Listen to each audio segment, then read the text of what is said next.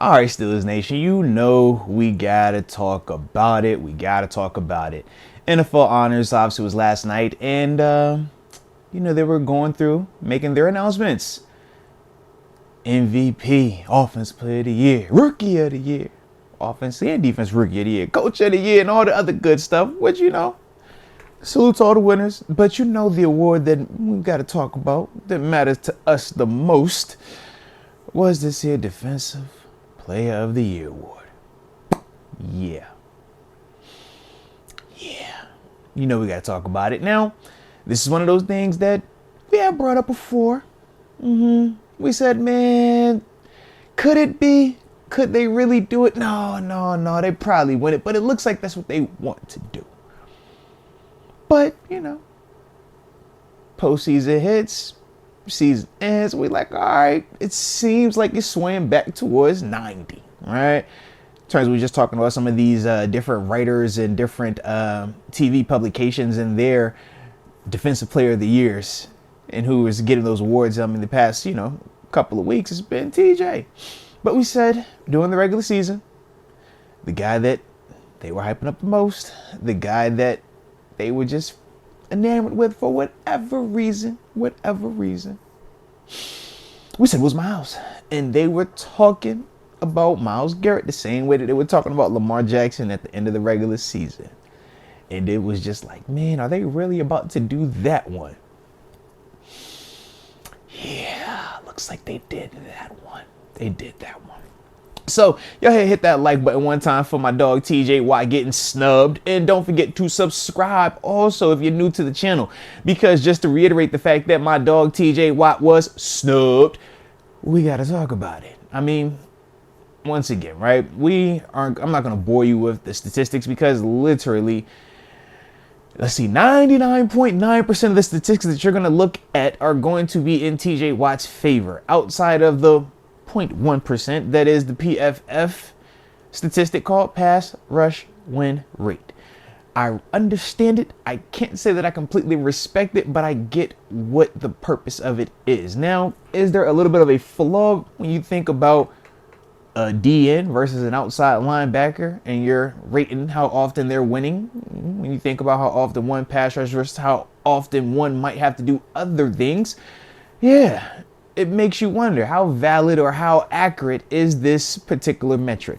But for some reason, that appears to be the end all be all. That appears to be the metric that matters more than sacks, because TJ Watt had more sacks than Myles Garrett.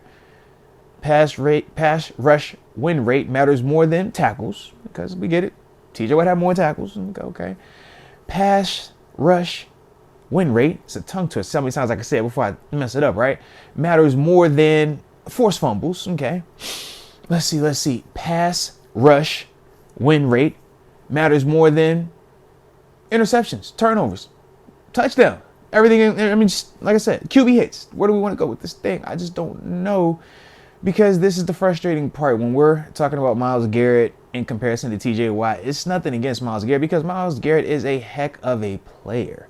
Without a doubt. He commands double teams, and if you don't, he can wreck your game. He is a dude that, can win against the run, can win against the pass, a force multiplier.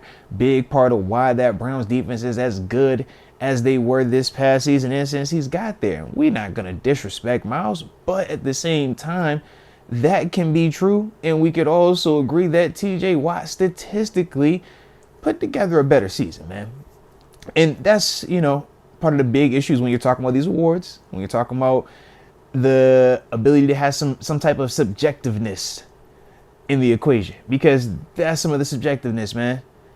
How is that more important than this? How is a left tackle versus a right tackle more important? How are any of these things more important than what we watch, eyeball test wise with TJ Watt, but more importantly, statistically, what the numbers reflect with TJ Watt? It's very, very frustrating. Like I said, from my perspective, man. So, like I said, that's kind of my thoughts on that part of it with TJ, man. I'm glad for him. He's taking it on the chin. I think he tweeted out something like, man, he's used to it by now. Because, yeah, this has become a little bit of a reoccurring theme for TJ, and it's not the fatigue of he's winning too much, because he hasn't even, done the multiples like when we seen a JJ Watt or even a Aaron Donald. So that's the other part where you're like, well, what is keeping you from naming him the 2-time DPOY? I mean, we did it for Lamar Jackson, and that's a whole nother argument, but I get it. Okay, I get it. I don't, but I do. But with TJ Watt and this Myles Garrett part, like I said, that was a big disconnect for me. And then when we just look at the voting was a little bit closer, but still doesn't make sense to me. 165 votes in total to 140 votes for TJ Watt. So TJ did end in second place behind Myles Garrett, but in front of Michael Parsons, who had 89 votes. And then from there, Max Crosby was in fourth place with 21 votes. And Deron Bland, the DB from the Cowboys, was in fifth place with 14 total votes. But the part that kind of surprised me even more so was 23 first place votes for Myles Garrett, only 11 first place votes for TJ Watt. That doesn't add up to me personally, man. So obviously I did what any rational person would do. I ran to the internet, dropped the vid, and said, man, let me know in the comment section if y'all share in this disdain, if y'all share in these feelings of robbery, snubbery, and just outlandishness. Okay, because honestly, that's kind of how I feel when I'm thinking to myself, how do I make it make sense that TJ Watt is not the 2-time Defensive Player of the Year? Who led the league in sacks this year? I don't. It don't even matter. But who just led them? We talking about the pass rushers, right? As a pass rusher, your job is to get the most sacks. TJ had the most sacks. He also stopped the run the most. He also forced the most turnovers. I don't know. Y'all tell me what y'all think it is, man. But hey, I could be completely off, and maybe I'm biased, being that, like I said, that was my former teammate. I do feel like he should win this award. Not because he's my teammate, but because I think he's like that. But like I said, you guys let me know in the comment section, man. I could be off with it. Maybe you all do feel that Myles Garrett deserved to be Defensive Player of the Year over TJ Watt this season.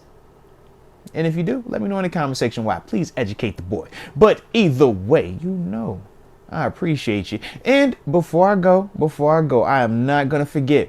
Shout out to my homie, my brother, Cam Hayward as well. We at least got some victories there, right? Him taking home officially the Big Boy Walter Payton Man of the Year award. Massive accomplishment for him. And when you're talking about just being a community good guy, man, on and off the field, right? Leadership. Set the example, paying it forward. Man, beautiful job by him throughout the years. 6-time being nominated for the award, and for him to finally, be able to get the big official recognition for, his philanthropic efforts, man. My heart goes out to him. Super proud of him. Super excited for him, and can't wait to see the continued impact that he continues to have, in the community right here in Pittsburgh, man. But big time shout out to him and Najee Harris. Mr. Angry Runs. Salute you as well, all right? But with that being the case, man, y'all let me know your thoughts on, everything that took place. Like I said, man, TJ Watt getting a snub job.